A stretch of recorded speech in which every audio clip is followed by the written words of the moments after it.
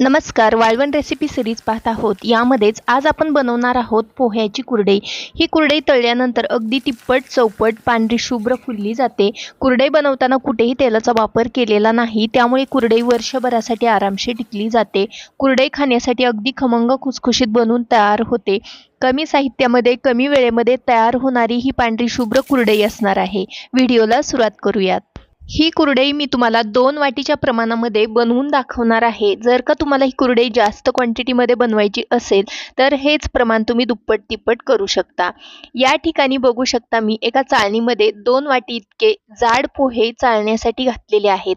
जे पोहे आपण रेग्युलर पोहे बनवण्यासाठी वापरतो तेच पोहे इथं आपल्याला कुरडई बनवण्यासाठी घ्यायचे आहेत. हे पोहे आपल्याला अगोदर स्वच्छ नीट करून घ्यायचे आहेत.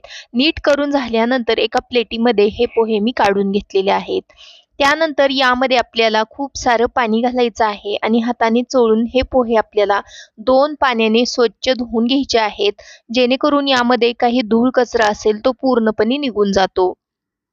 तर यामध्ये घातलेलं पाणी या पद्धतीने हे पोहे भिजवून घ्यायचं आणि 2 वेळा आपल्याला अशाच पद्धतीने हे पोहे धुवून घ्यायचे आहेत. तर इथं बघू शकता 2 पाण्याने हे पोहे मी स्वच्छ धुवून घेतलेले आहेत.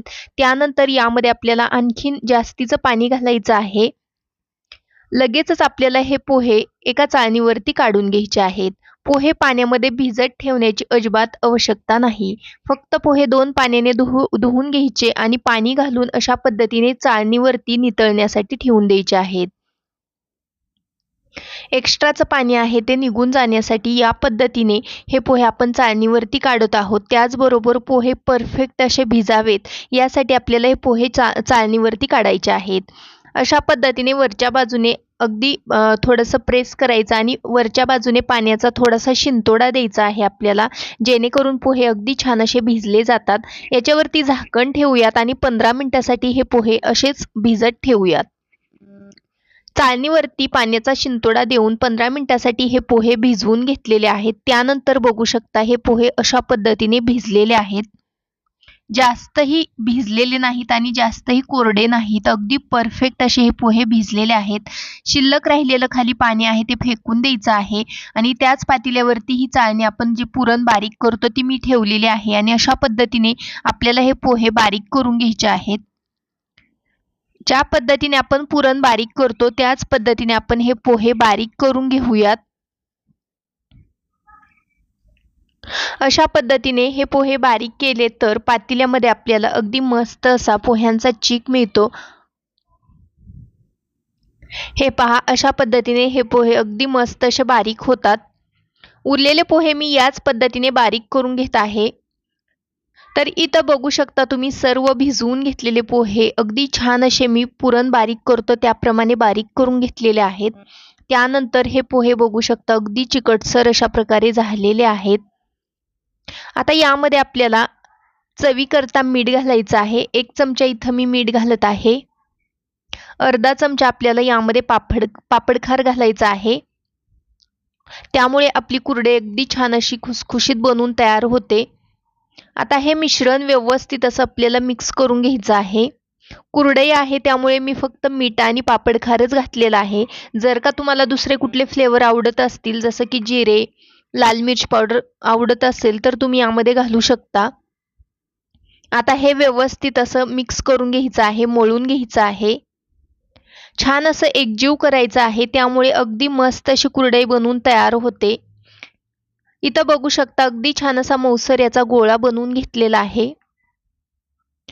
आता या ठिकाणी मी कुरडई बनवण्यासाठी अशा प्रकारची मीडियम होलची प्लेट घेतलेली आहे. प्लेटचा जो खरबडीत भाग आहे तो बाहेरच्या बाजूला करूयात आणि ही प्लेट आपल्याला साच्यामध्ये घालून घ्यायची आहे.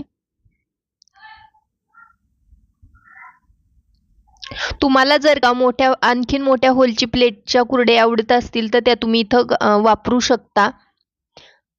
आता तयार मिश्रणापैकी किंवा कणकेपैकी आपल्याला अशा पद्धतीने एक गोळा तोडून घ्यायचा आहे साच्यामध्ये भरण्यासाठी आणि या पद्धतीने हे साच्यामध्ये भरायचं आहे. वरच्या बाजूने थोडंसं दाबून भरायचं आहे.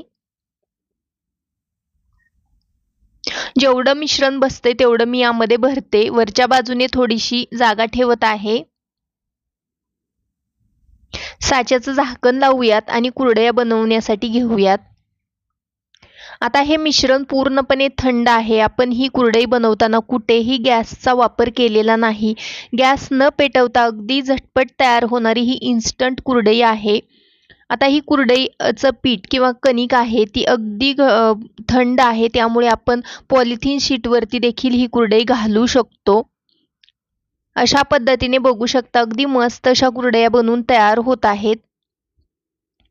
ही कुरडई घालत असताना थोडंसं जड जातं, पण अगदी मस्त अशा कुरडया बनवून तयार होतात. पोह्याची जी कणिक आहे ती थोडीशी आकसली जाते, आठरली जाते, त्यामुळे याच्या कुरडया घालताना थोडंसं आपल्याला जड जातं. तर इथं बघू शकता अगदी मस्त अशा कुरडया बनवून तयार होत आहेत. कुरडई बनवताना मध्येच कुठेही तुटली जात नाही. गॅस न पेटवता कमी साहित्यामध्ये झटपट तयार होणारी ही कुरडई आहे. याआधी मी गव्हापासून बनवलेली पारंपरिक पद्धतीने कुरडई दाखवलेली आहे, ती तुम्हाला खूप आवडली.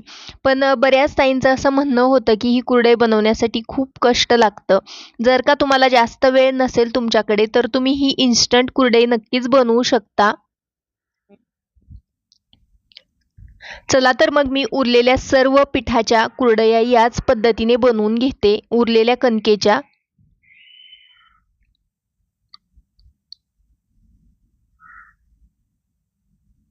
या इथं मी सर्व कुरडया बनवून घेतलेल्या आहेत. त्यानंतर तुम्ही बघू शकता कुरडया किती मस्त आलेल्या आहेत आणि 2 वाटी पोह्यांमध्ये जास्त कुरडया झालेल्या नाही. जवळपास 12 ते 13च कुरडया बनवून तयार झालेल्या आहेत आणि मोठ्या साईजच्या या कुरडया आहेत. तर इथं बघू शकता मस्त अशा कुरडया तयार आहेत. मी एकाच दिवसामध्ये ह्या कुरडया वाळवून घेतलेल्या आहेत. अगदी फॅनच्या हवेला देखील ह्या कुरडया अगदी मस्त अशा वाळल्या जातात, सुकल्या जातात.